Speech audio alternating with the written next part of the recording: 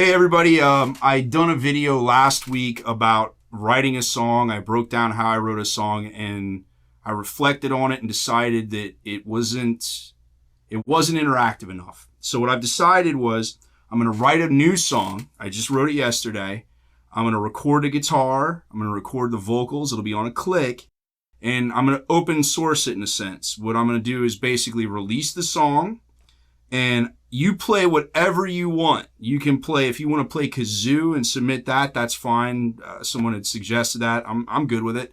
Any instrument you want, any number of instruments you want. And what's going to happen is you're going to write a song with me. I want to be full contact with it. So what I'm thinking is by writing the song with me, you'll have a certain level of ownership. And in that ownership, you'll commit to the idea and then maybe get some insight on how we work here. I'll send the chord chart with the audio. The only rules will be that you have to keep it in the same key. The duration of your stems has to be the same. The reason being is because everyone's going to have access to these files so that different people can make different mixes or different productions. There might be a trap beat verse with an EDM hook and a country break. But as long as the song runs in the same running time, all these stems will line up, and I need that to happen.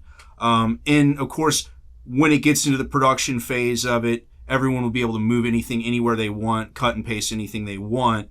But for the groundwork, we have to keep it this way. The other thing is no one will be able to add to those files, and we'll get more into that later. Once you've uploaded all these stems, and we've done this for a month, those are going to be the files or the parameters by which all of us work together collectively to hopefully make a hit song. You know, worst case scenario, we have to, we accept the Grammy and 80 of us walk up on stage. How funny would that be?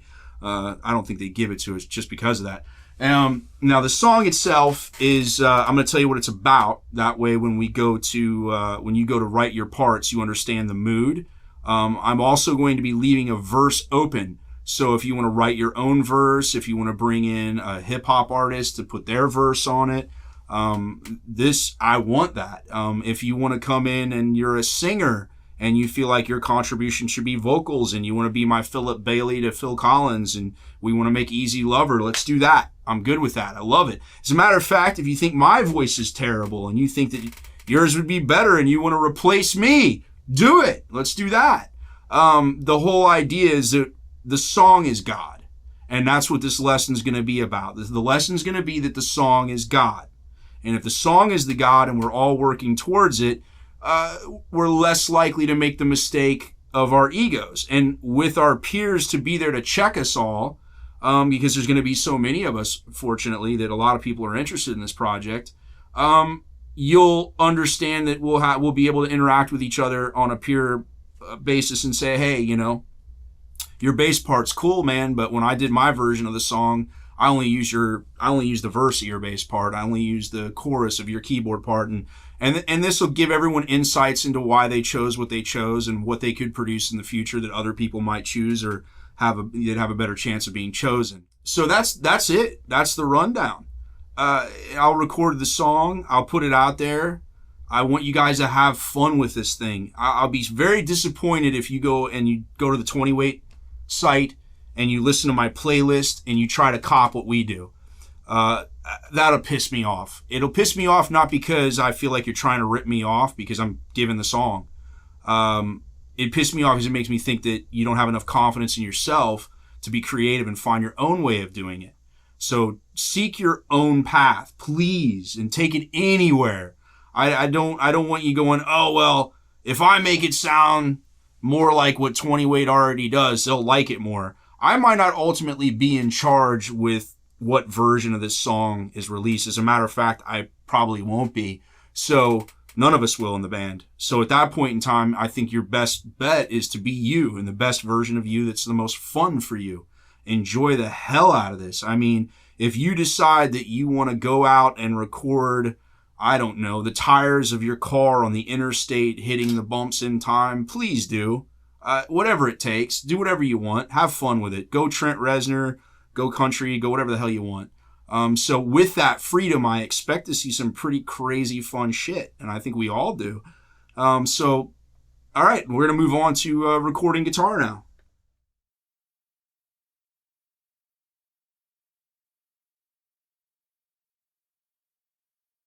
Okay, so now we're going to cover the guitar portion of the video. I don't want to go over the top in depth with the guitar because there's so many different types of guitar you can record. You can record a clean guitar, a dirty guitar.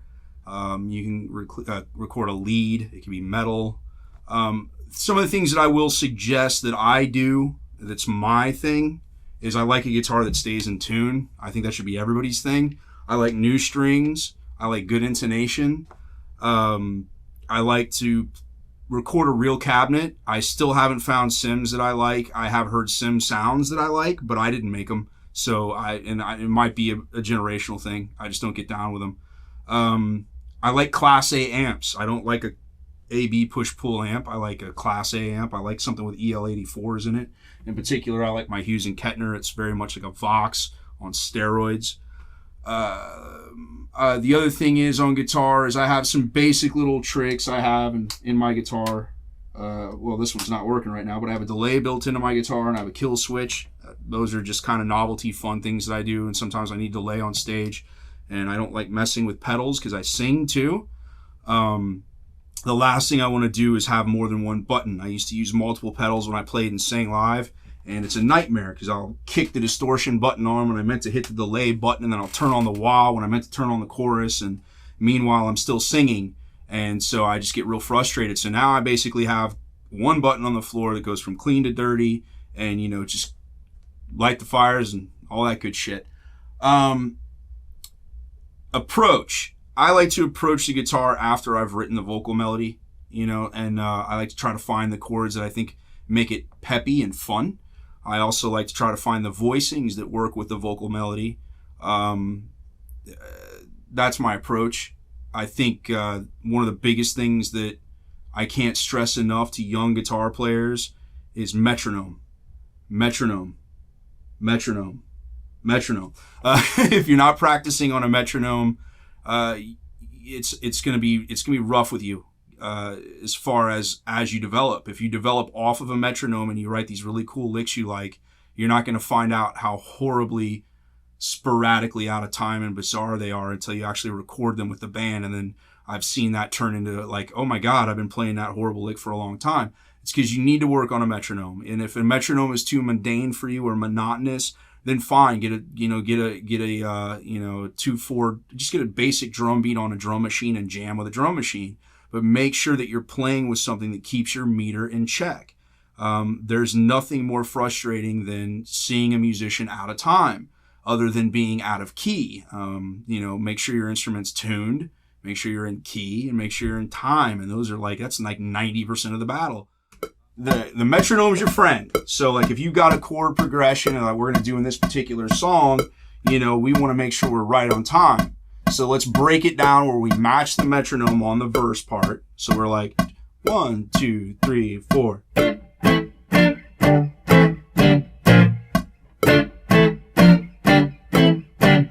Now I'm going to double that because I want the rhythm to be a little different. But now that I have it on the metronome, I can think in those terms.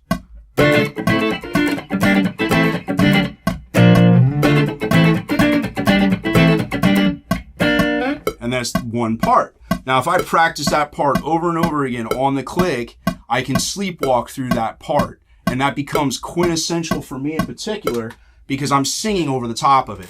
If I was just a rhythm player in a guitar, just a rhythm guitar player or just a lead player in a band, and I wasn't just, and I didn't have to focus on singing too, being able to sleepwalk through a part may not be as important. I couldn't tell you because I don't know what that's like anymore.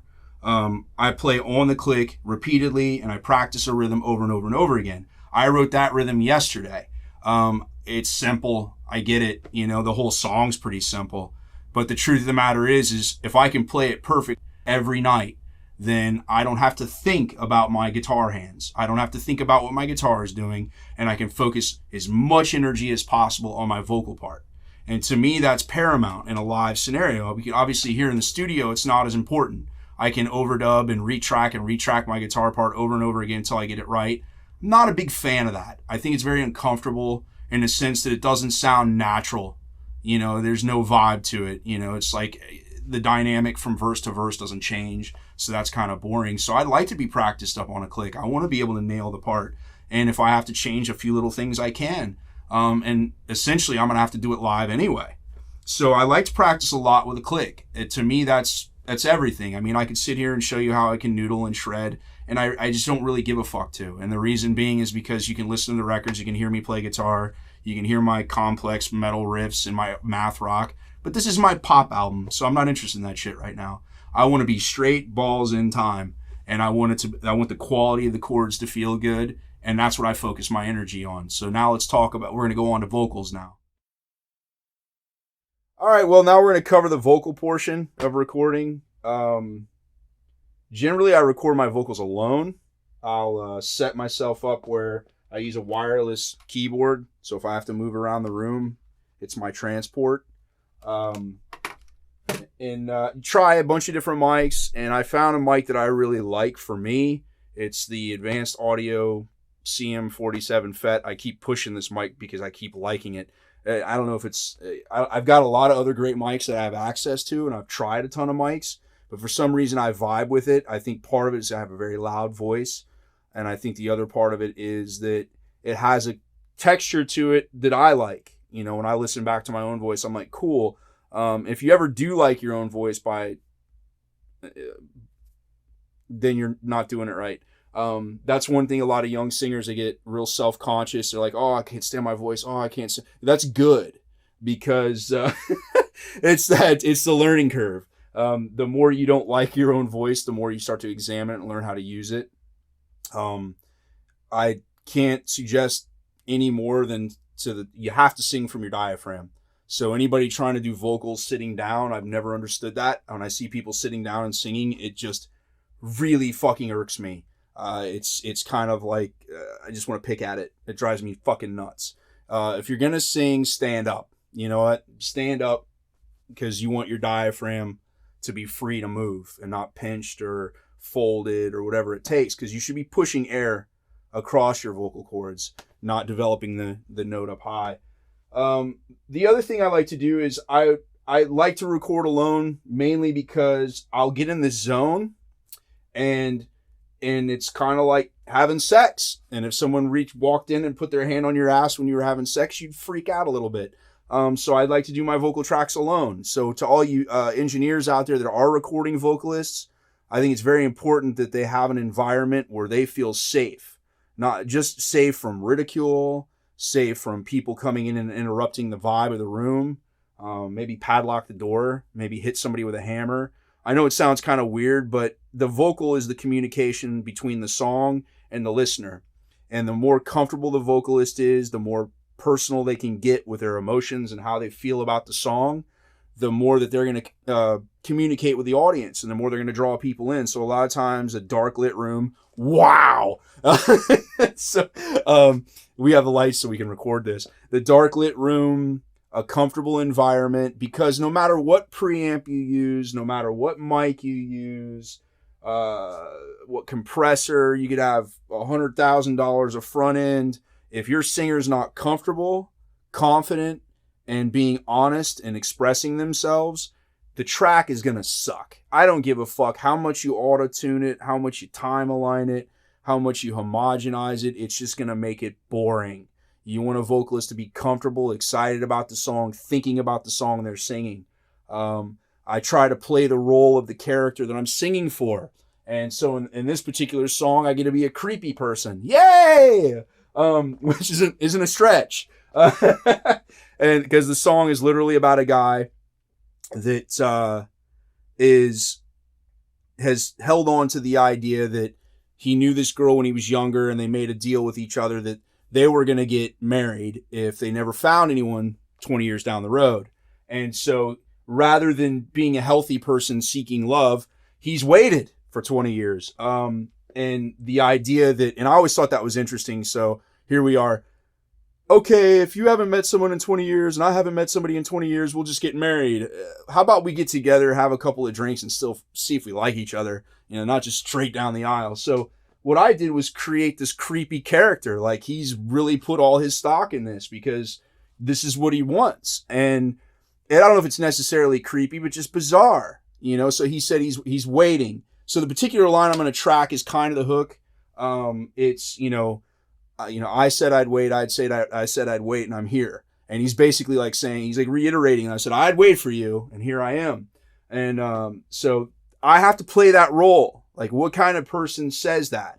And when they say it, how do they say it? And how do they feel when they say it? Does he mean it? And if he means it, wow, how creepy can I get? Well, that's what's fun. If this is kind of acting, in a sense of where I talk about, I've said before that I don't like acting. This is kind of like acting, but if I can empathize with the person in the role, then maybe it's not as much acting as it is role playing, I guess, but which is kind of acting, but you get what I'm saying, sort of. So now I have to get in this mindset that I'm a guy that's waited 20 years for a woman, and I have some sense of entitlement because I've waited, right?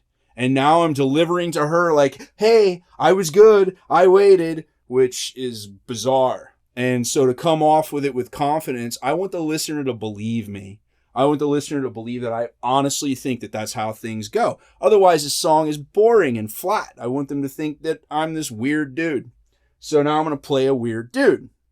So I went in that mindset. So just talking about the song right now is putting me there. So if you're going to go track your vocal and you really analyze what the song's about, get in that mind frame. And once you're in that mind frame, that's why you have to lock the door. You got to keep everyone out because anything that comes in could be dissonance in a sense. Cognitive dissonance is going to pull you out of the story. And engineers, don't stop someone singing a take because he's saying one word flat and say, oh, well, we got to do that verse over because you sang that one word flat. Let him finish the fucking song because he could sing the whole thing balls deep or she. And at the end of it, you're like a total asshole because you blew a good take because they're in the zone. Leave them in the zone and leave them the fuck alone. And if you can do that, then you can milk a great performance out of damn near anybody. I don't like to consider myself a great vocalist. I want to be a good storyteller. So in order to do that, I've got to get in that mindset. So there's going to be a little bit of entitlement in my vocal performance with a little bit of aggression, like forwardness. So I wrote the part to sit like that melodically, but I'm also going to deliver that with a little bit of fucking attitude, like, a statement. And so bear with me because I'm loud and I'm going to cut the vocal in. And the other thing is I like to use headphones. I tried the flip monitor thing. It didn't work for me. I don't like both headphones on because I like to hear my voice in the room. So that means like I'm going deaf in one ear or the other, but that's okay because I do the same thing on stage. I have a keyboard player to my right and I'm pitching off of him, and I get a guitar amp to my left and I'm pitching off of that. And I got a monitor in front of me just kicking back at me so I can regulate what I'm hearing from me against what I hear around me. That's a hard thing to replicate in the studio. And I think that's a real tough thing for a lot of vocalists because you get in there, especially if you're a live performer, you get in a studio setting and it's like, okay, cool, feel it. And you're like, whoa, hey, I don't have a crowd. Okay. So, and then on top of that, like, I'm used to like everything being at 2 billion decibels. So what I'm going to do is I'm going to get loud because fuck it. It's rock and roll. Now, let's see here.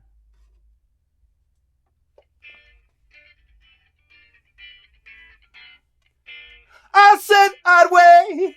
I said I'd wait, and I'm here. I'm here. And so that's a simple line. That's one take. I'm going to sing that twice. But I stopped myself because I didn't feel like I was in the role. I felt a little too polished on it. I felt like it didn't sound sketchy enough.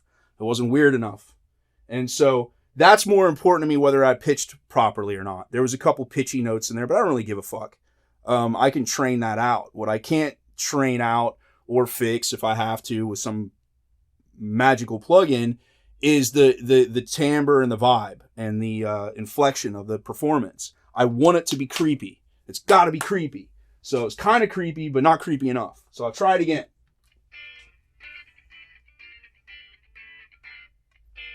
I said I'd wait. I said I'd wait, and I'm here. I'm here.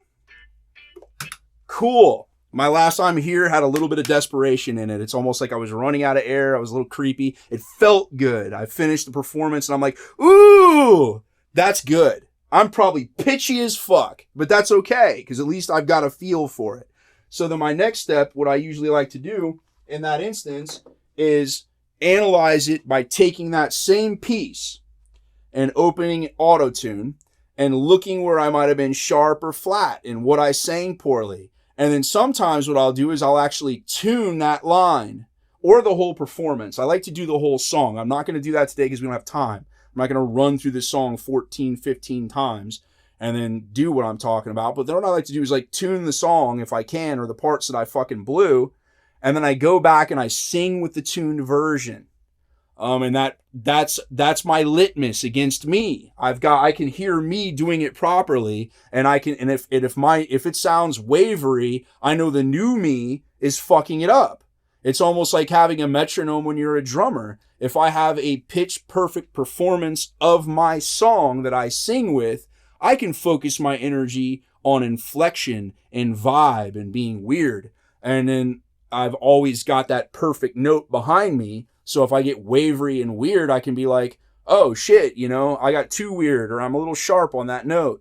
And it's kind of like turning off that part of your brain to open the creative side of your brain. So you're going to have a solid, well-tuned performance, but you're freed up from having to be heavily focused on that.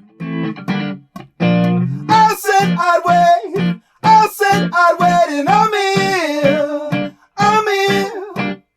That's about the most pointers I can give you. And you can try any of my methods and you can hate all of my methods, but I'm going to keep making records. So have a good one.